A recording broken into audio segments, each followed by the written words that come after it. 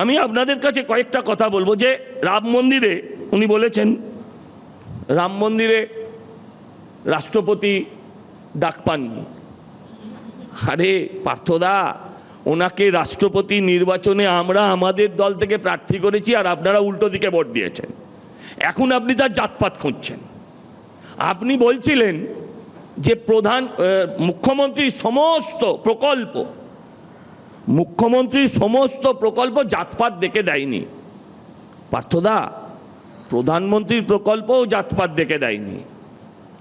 ঠিক সময় যদি প্রধানমন্ত্রী আপনাকে ভ্যাকসিন না দিতেন, আজকে আপনি দাঁড়িয়ে করোনার ভ্যাকসিন, আপনি আজকে দাঁড়িয়ে লেকচার মারতে পারতেন না, আপনার 4 বছরের বাৎসরিক হয়ে যেত।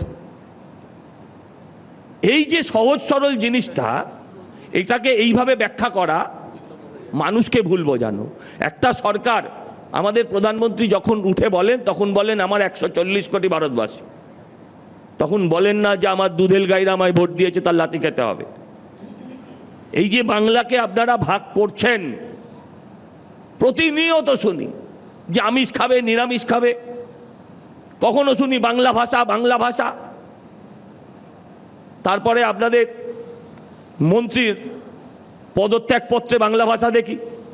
মুখ্যমন্ত্রী স্টেজে উঠে মাঝে মাঝে বলেন আমি অমুকের মুখ্যমন্ত্রী তমুকের মুখ্যমন্ত্রী, তার বাংলা ভাষা শুনি।